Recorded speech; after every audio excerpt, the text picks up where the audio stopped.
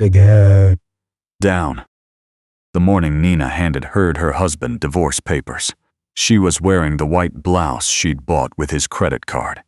That detail stuck with people later, when everything came out. She hadn't even thought about it.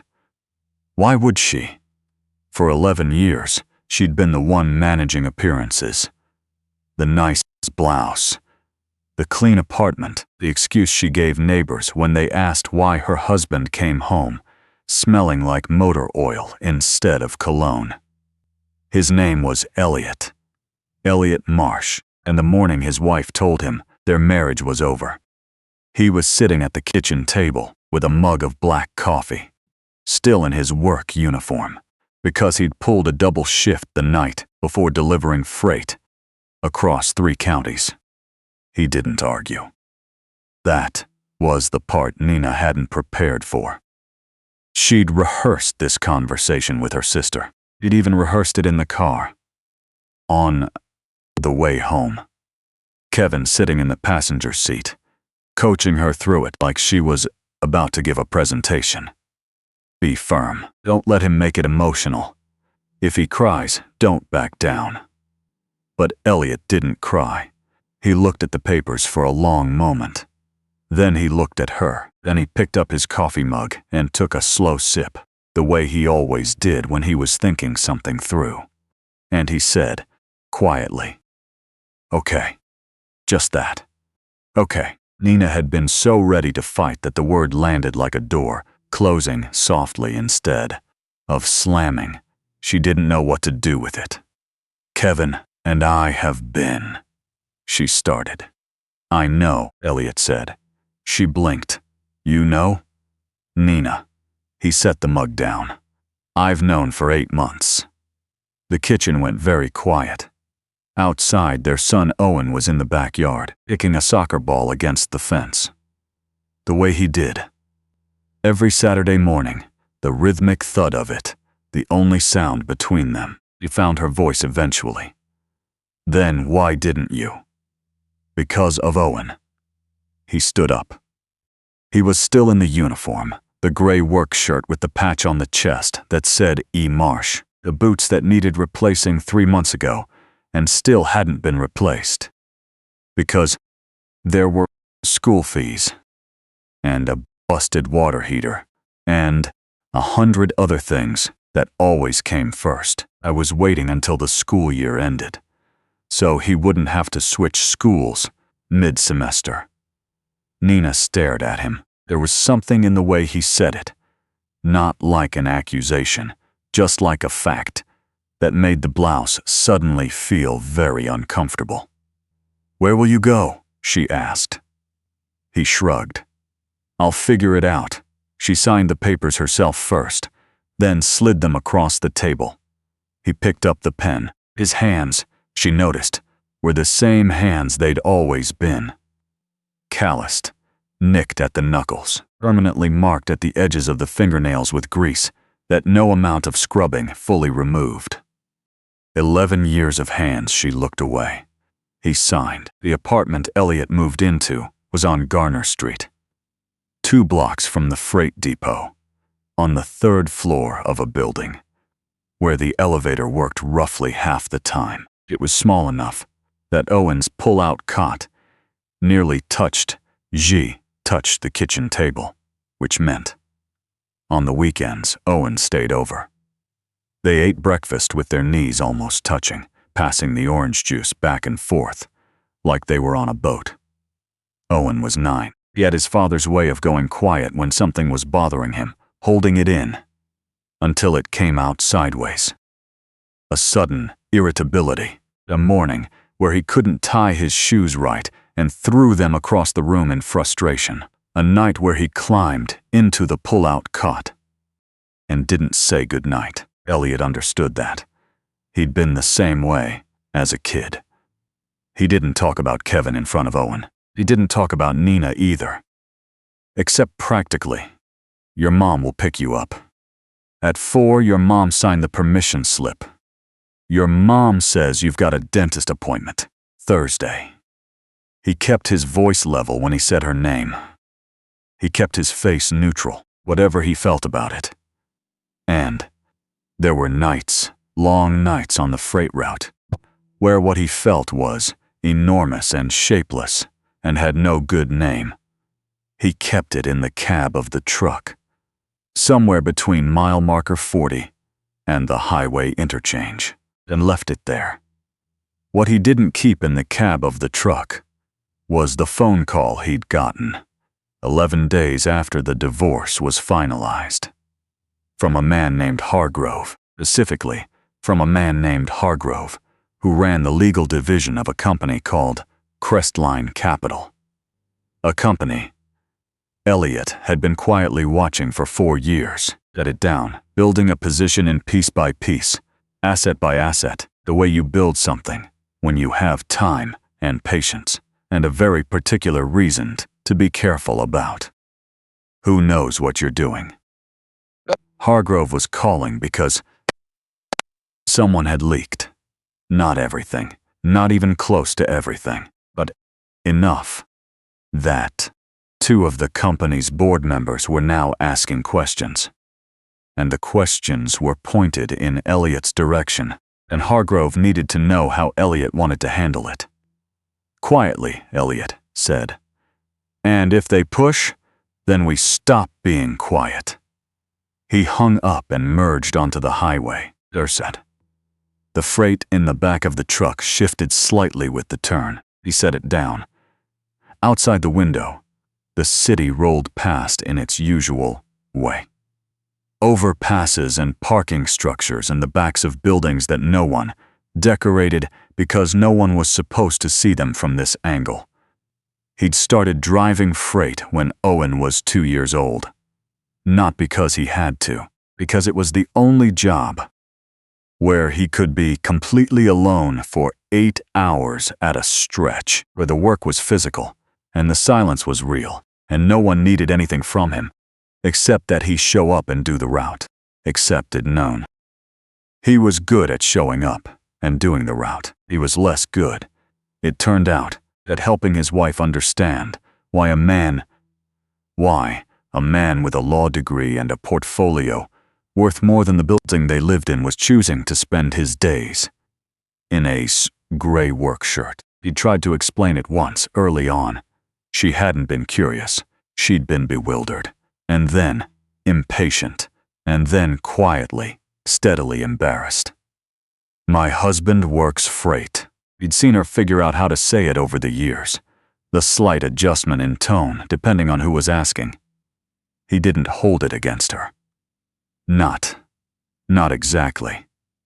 But he noticed. He set it down. He noticed the way Kevin didn't have that problem. Kevin wore the right kind of shoes and had a job with a title. And took Nina to restaurants where you made a reservation. He was the kind of man Nina had thought she was marrying before she understood what she'd actually married. Elliot, for his part, had understood what he was doing. He'd just underestimated how long it would take before it mattered. The thing about Crestline Capital was that it wasn't one thing.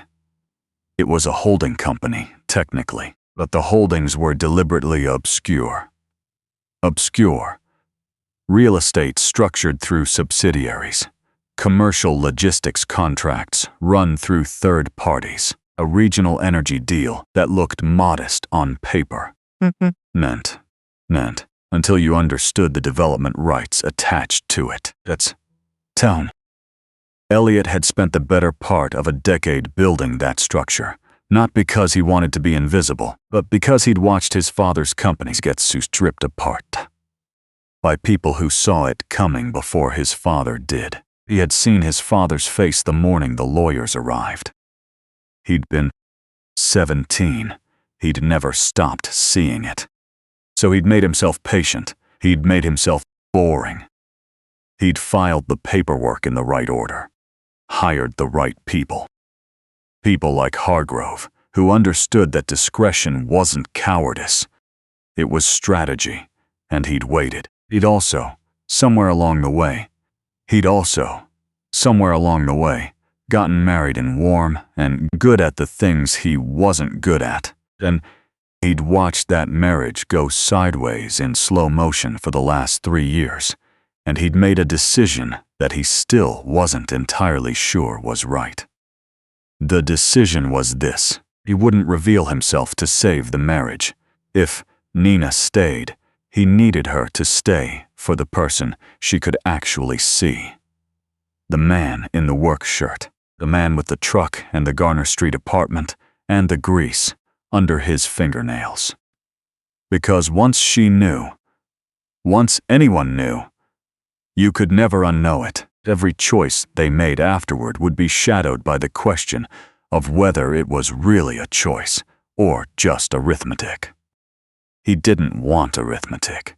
He wanted it to be real. It turned out she didn't want to stay. That Elliot could accept. What he couldn't fully accept, what kept him company on the long routes, in a way that wasn't quite grief, but wasn't quite not, was Owen's shoes. The shoes became a thing in October. Owen's sneakers had been coming apart at the sole for weeks. Elliot had seen it and added them to the list. The same list that had the broken elevator and the dentist appointment and the leak under the bathroom sink. And then a Friday came where Owen had PE and the sole separated completely during a drill. And a kid named Brandon, who had apparently been waiting for exactly this moment, said something in front of the whole class that Owen refused to repeat. He came home that afternoon with the shoe held together with a strip of athletic tape from the nurse's office. And he sat on the edge of the pull-out cot, and he didn't throw anything or go quiet. He just looked at his father and said, very directly, "Why can't we just buy new shoes?" It was a fair question. As Elliot sat down across from him, he thought about the answer he couldn't give. The real one, the one that would explain everything, the one that would change the look on Owen's face from confused and hurt to something else entirely. Something Elliot wasn't sure he was ready to see yet. Instead, he said, "We're going to get you new shoes this weekend." Owen looked at him for a long moment. "You said that last weekend." "I know." Elliot held his son's gaze. "I'm sorry. I mean it this time. Is it because of money?" "No." "Then why?" "Owen." Elliot leaned forward, elbows on knees. "I'm going to explain everything to you one day. Not tonight, but everything. And when I do, I need you to know that every single decision I made thinking about you first. Okay?" His son looked at him with the specific skepticism that 9-year-olds have, the kind that hasn't yet learned to disguise itself as politeness, and then, slowly, nodded. They got the shoes that Saturday. Good ones. Owen picked them out himself. The Hargrove situation resolved itself in November, which meant that by December, the people who needed to know what Crestline Capital actually was were beginning to understand it. It moved through certain circles, the way these things always move. First as rumor, then as confirmed whisper, then as something that got mentioned at a dinner table and caused someone to set down their fork. Kevin heard about it at his firm's holiday party. He didn't know, at first, that it was the same Elliot. There were a lot of Elliot Marshes in the world. Presumably, he only made the connection when someone mentioned the freight work. The guy deliberately kept himself off the radar, worked freight for years. Nobody knew, and the room tipped sideways a little. He didn't say anything. He went to find a drink and stood by the window, looking out at the city, and he thought about the morning he'd sat in Nina's passenger seat coaching her on how not to let Elliot make it emotional. He thought about the man in the work shirt who had looked at his wife and said okay, without a single waver in his voice. And he thought, for the first time with any clarity, that he might have badly misread the room. Nina found out from her sister. Her sister had seen something online. A piece in a business publication. Not front page, not flash, not flashy. The kind of article that gets read by a specific kind of person, and no one else. The headline was dry. Crestline Capital confirms new ownership structure. Elliot Marsh named as principal. Her sister texted her the link at 7:30 in the morning, with no message. Just the link. Nina read the article, standing in her kitchen, in the white blouse.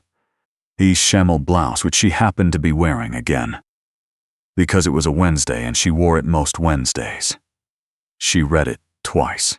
She put her phone face down on the counter, picked it up, read it a third time. Then she sat down at the table. The same table where Elliot had signed the papers. And she thought about 11 years. She thought about the restaurants they hadn't gone to, and the vacations that hadn't happened, and the way she'd felt at her company Christmas party. That low, humming embarrassment when someone asked what her husband did and she had to say he drives freight. She thought about Owen's shoes at Tarsus. She thought about the way Elliot's voice had sounded, completely steady, when he'd said "I know," like he'd been sitting with it for months and had simply made peace with the weight of it. She thought, he let me leave. He hadn't fought, hadn't revealed himself, hadn't used it as leverage or even as comfort. He'd just sat there with his coffee in his work uniform and let her walk out the door with Kevin standing in the car outside. And he had said okay. She put her face in her hands. She wasn't sure what she was feeling, but it wasn't simple enough to be one thing. It was grief and anger and something that might have been, if she was honest with herself, a kind of awe. Not at the money, not at the portfolio, or the company, or the headline, but at the patience of it. 11 years of sitting with something enormous and choosing every single day not to use it. Who does that? She didn't call him. They fed it. She thought about it and decided against it, because she didn't know what she would say, and she suspected that anything she said would be the wrong thing. She called her sister instead, and talked for an hour, and then sat in silence for another 20 minutes. After they hung up looking at the window, Elliot found out that people knew on a Thursday afternoon, which he knew because Hargrove called and said very calmly that they should probably discuss how Elliot wanted to handle the incoming attention. "Ignore it," Elliot said. "There's a journalist. Ignore it, and the board wants to schedule it for January. Hargrove, I have Owen this weekend." There was a pause on the other end of the line. Hargrove had worked for Elliot for 7 years. He understood by now the architecture of Elliot's priorities. "Understood," he said, and hung up. Owen arrived Friday afternoon with a backpack and the new sneakers, and a project about the water cycle that was due Monday. They set it bare sound. They spread the materials across the kitchen table and worked on it together. Owen, drawing cloud formations with careful concentrations, while Elliot read the textbook and translated the parts that were written for adults into language that made sense to a 9-year-old. At some point, Owen looked up and said, "Dad, is it true you're rich?" Elliot set the textbook down. "Who told you that? Brandon?" "Brandon again. What did Brandon say?" "He said his dad saw something on the internet and said you were, like, secretly a millionaire or something." Owen was watching him carefully. "Is it true?" Elliot looked at his son. At the careful, steady gaze he'd inherited from nobody in particular, the gaze that just seemed to be Owen's own, and he thought about the answer he'd been holding back for years, the answer he'd promised would come eventually. "Yeah," he said, "it's true." Owen process this for a moment. Then why did we have to tape my shoes? That one's complicated. Can you explain it? I can try. Elliot leaned back in his chair. When I was a kid, your grandfather had a lot of money, and because people knew he had it, certain people came around who wanted pieces of it. And eventually there weren't pieces left. He paused. So, when I started building something, I decided I wasn't going to let anyone see it until it was solid enough that no one could take it apart. Not even people who were supposed to love me. Owen thought about this. Even Mom? The question landed quietly, the way Owen's questions always did. Yeah, Elliot said. Even Mom. Did she know? No. Is she mad? Probably. Owen looked back at his cloud formations. He drew one more careful line. Then he said, without looking up, I get it, Pink, but you still should have bought me shoes earlier. Elliot laughed. It came out rough, the way laughing does when you've been holding something tight for a long time. Yeah, he said. You're right, I should have. The calls started in earnest the following week. People from years ago, college acquaintances, a former colleague, a neighbor from the house, he and Nina had shared, who had never once said more than a hello over the fence. Kevin sent an email, which Elliot did not open. Nina did not call. The one call he took, besides Hargrove's, was from his brother Pete, who lived in Phoenix and worked in construction, and had known about Crestline for 3 years, because Elliot had needed someone to know. And Pete was the only person whose reaction he'd trusted in advance. So it's out, Pete said. It's out. How's Owen taking it? Better than I deserve. And Nina? Elliot was quiet for a moment. Outside, it was starting to rain. The slow, gray December rain that always made the city look like a different version of itself. She hasn't said anything, he said. Do you want her to? Another pause. Longer. I don't know what I want from her, he said finally. I don't think I want anything. I think we were done before we were done, and this is just... He stopped. It's just the epilogue. Pete was quiet for a moment on the other end. You know what I think? I'm going to hear it either way. I think you need to stop driving that truck. Elliot almost laughed. The route's mine through the end of the month. Elliot, I know. He looked out the window. I know, Pete. He finished the month. It felt important to finish it. To do the last route, the same way he'd done the first one, fully. And without ceremony, signing out at the depot at 5:30 in the morning, and handing keys to the dispatcher, handing the keys to the dispatcher, and walking out into the cold without making it into anything larger than what it was, the last shift. Everyone has them eventually. He drove home in the dark. The city was quiet. At that hour, the streets nearly empty, the traffic lights cycling through their colors. For nobody, he stopped at a red light on Garner and watched it go green and thought about Owen's cloud formations spread out on the kitchen table, and about Nina sitting somewhere in the city not calling him, and about his father's face the morning the lawyers arrived. He drove on. 3 weeks later, the Portland Courier ran a profile. Elliot had agreed to it reluctantly, at Hargrove's insistence, on the condition that it be accurate and not use the word secretive more than once. Set it down. He didn't think the reporter honored the second condition. But the piece was otherwise fair, and it mentioned Owen only in passing, which was what he'd asked for. The part that people quoted afterward was near the end. The reporter had asked him what the point was.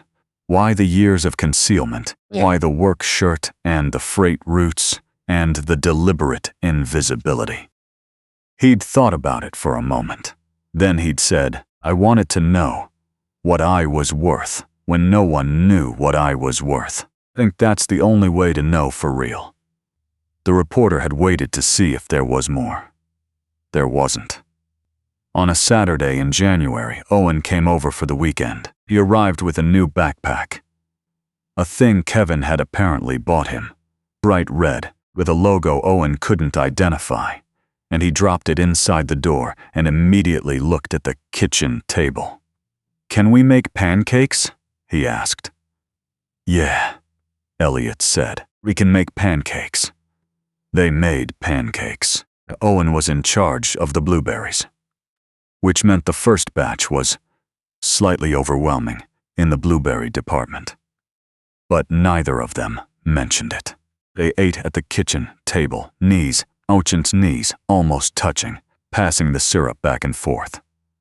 At some point, Owen said, Are we going to move? Elliot looked around the apartment, the pull-out cot, the window that looked out at the building across the street, the elevator that worked roughly half the time. Probably eventually, he said. Do you want to? Owen considered it with the seriousness he applied to all logistical questions. I want a yard, he said finally, for the soccer ball. That's fair. And a dog. That's more complicated, but not impossible. Elliot looked at his son across the kitchen table, the blueberry-stained plate, the new red backpack by the door, the sneakers that actually fit, and felt something settle in his chest. Not resolution, exactly. Not the clean, final kind, just something that was done moving around and had found, for now, a place to rest. No, he said, not impossible. Owen nodded, satisfied, and reached for the syrup again. Outside, the January light came through the window at a low angle, the way winter light does, making everything look a little older and a little more itself. The city went on doing what cities do. Somewhere across town, Nina was probably starting her Saturday in the way she always starts Saturdays, and Kevin was probably wherever Kevin was. And the world was full of people who had seen the article and formed their opinions and moved on to the next thing. In the apartment on Garner Street, Elliot refilled his coffee and watched his son eat pancakes and didn't think about any of it. That, more than anything else, felt like something he'd earned.